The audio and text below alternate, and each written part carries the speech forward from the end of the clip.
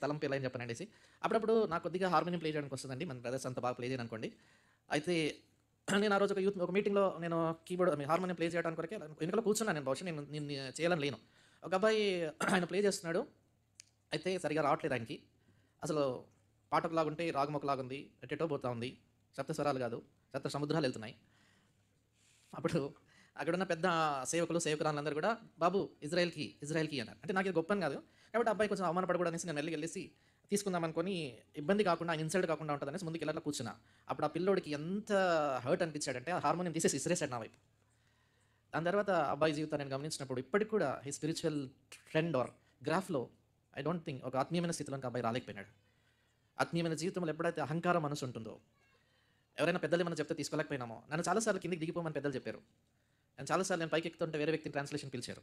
ఎప్పుడు నేను హర్ట్ అవ్వల. ఎప్పుడు పెద్దలు చెప్పిన దానికి ఇది. ఎందుకంటే ఎప్పుడైతే గర్వం వస్తుందో, అహంకారం వస్తుందో ఒక వ్యక్తి పడిపోవడానికి మొదటి కారణం.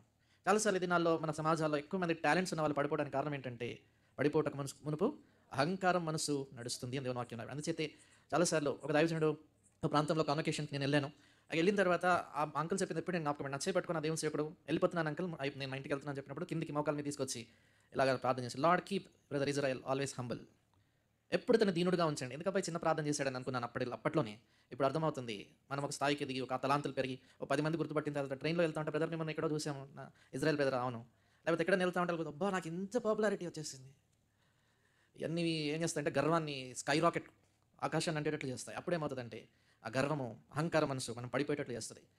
కాబట్టి జాగ్రత్తగా ఉండేదాని కొరకి నేను చేసేటువంటి నా యొక్క తలంపు, నా ప్రభు చేసిన సహాయం నేను చూస్తుంది ఏంటంటే, I never think myself as an individual entity, but as a part of the church. నేనెప్పుడు గూడా నేను వ్యక్తిగతంగా ఒక పెద్ద ఇదనో, అదనో అనేసి నేను అనుకోను. ఎప్పుడు నేను సంఘంలో ఒక భాగము. నాకంటే నా సహోదరుడు బాగా చేయగలుగుతాడు. నాకంటే మీరొకరు. మేమందరం కలిసి ఒకటిగా ఉంటున్నాము.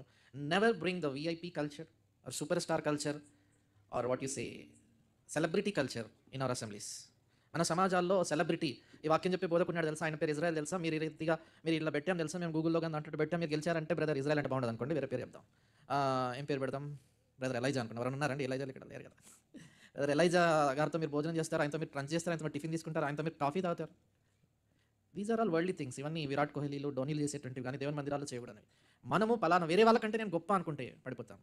అహంకార మనసు పెద్దలకి ఎప్పుడైతే మనము మర్యాద ఇవ్వమో పడిపోతాం. నేను నేర్చుకుంది ఏంటంటే ఏదైనా తప్పని చెప్తే మెల్లిగా చెప్తా కానీ నాకంటే ఒక 3, 4 ఇయర్స్ పెద్దయిన వాళ్ళైనా 3, 4 ఇయర్స్ గ్యాప్ ఉన్న 2 ఇయర్స్ గ్యాప్ ఉన్న మర్యాద ఇవ్వడానికి ప్రయత్నం చేయాలని మా యవనస్థ నాయకులు మాకు నేర్పించినారు. ఇది నాలో ఎంతమంది యవనస్తులు వాళ్ళకంటే పెద్ద ఉన్నటువంటి వాళ్ళని ఎంత మర్యాదగా మాట్లాడుతుంటారో చూసినప్పుడు వాళ్ళ ఆత్మీయ జీవితం ఆ భ్రష్టత్వంలో ఉండడానికి కారణము అదే అనిపిస్తుంది. పడిపోవడానికి మనకు అహంకార మనసు నడుస్తుంది. రెండోదిగా నేను